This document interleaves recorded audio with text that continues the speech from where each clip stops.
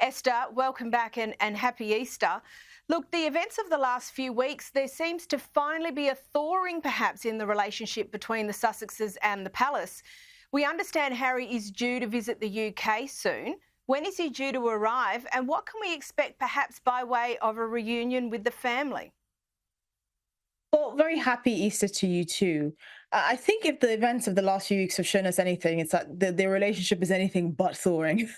So we understand that the Sussexes were only informed of Princess Catherine's cancer diagnosis after the media had been informed. So after she'd released that video statement, we know that Harry is due to come to the UK in May to celebrate the 10-year anniversary of the Invictus Games. We're not sure whether Meghan will be joining him. Obviously, his family coming to the UK has been a huge security concern for Prince Harry, and this is why he's taken the Home Office to court, and he subsequently lost his case. Meghan is marked as to be confirmed on the guest list, so she is on the guest list, but she hasn't yet confirmed, and we're not sure whether the children will join them as well. I think it really does. It is quite telling the fact that the Waleses didn't feel the need to tell Harry and Meghan about Princess Catherine's diagnosis. I think it shows that the trust is just completely gone, and I think it will take a while for the current status quo to decalcify, if you will. I'm personally of the opinion that for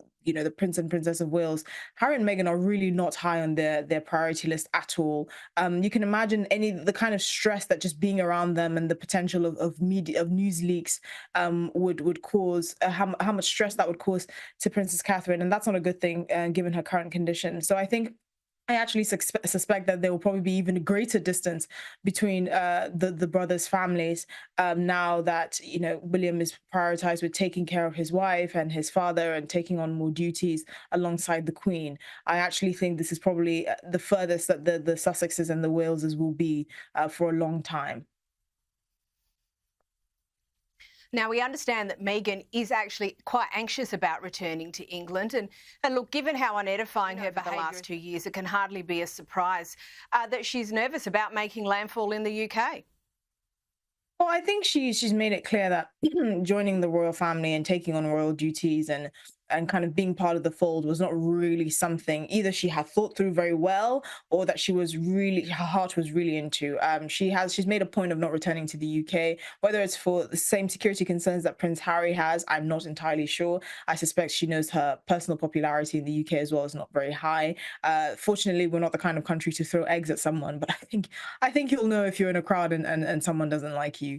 And I don't think she's had much reason to come to the UK. She doesn't have a very good relationship with her in-laws. She's made it very clear that she's not fond of the institution. I'm actually surprised that she continues to use her title, particularly for her new brand, America Riviera Orchard, where it looks like she'll be the first royal to be selling pet food.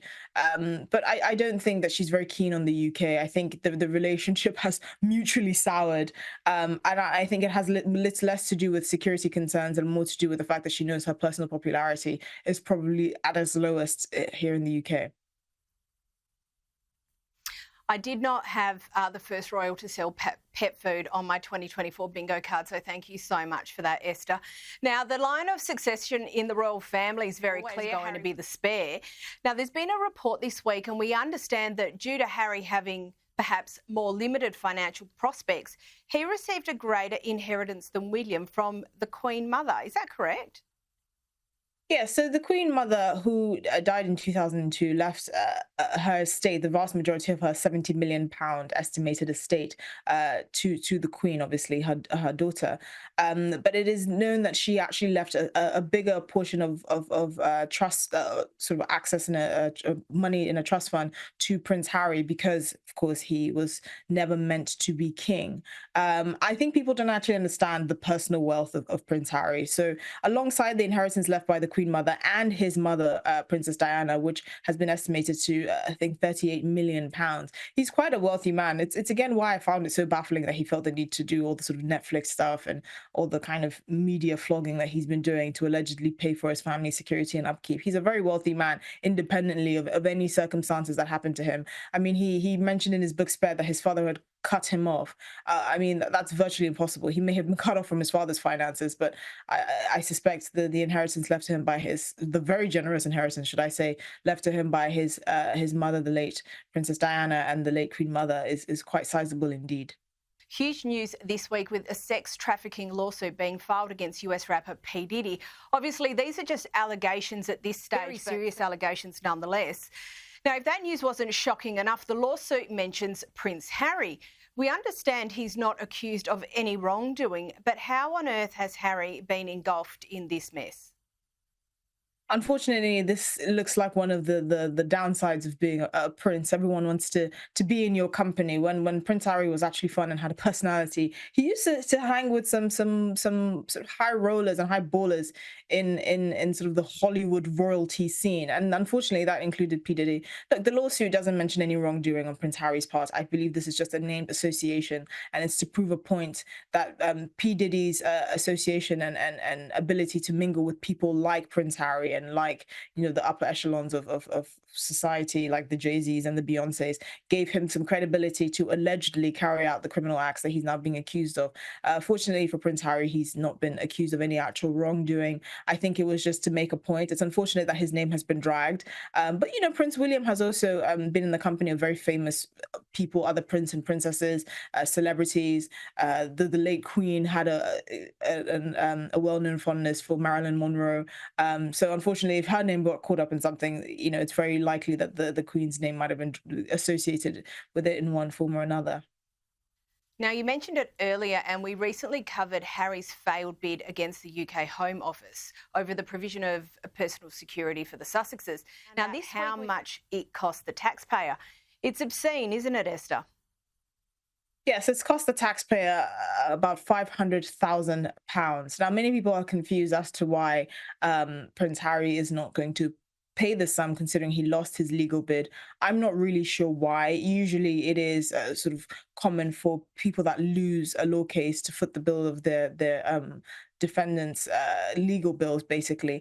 But I suspect it's his right as a British citizen to contest any decision made by the Home Office, and apparently I suspect that falls under kind of legal aid.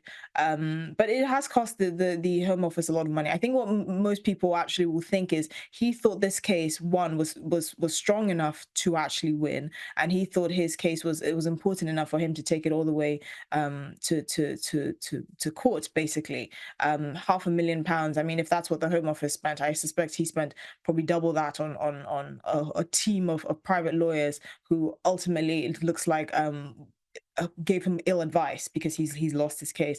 The wider implications, obviously, is if he spent all this money and in the end he's lost the case, what's going to happen to his family? Is he going to bring them over? Is he going to spend less time in the UK? As a result, I can say that most members of the British public are not particularly bothered if they never see the Sussexes on British soil again. But it does have implications for Prince Harry. What is he going to do? What are his prospects? Is he just going to build a life in the US and focus on the Invictus Games and Meghan's pet food and chicken feed brand? We don't know.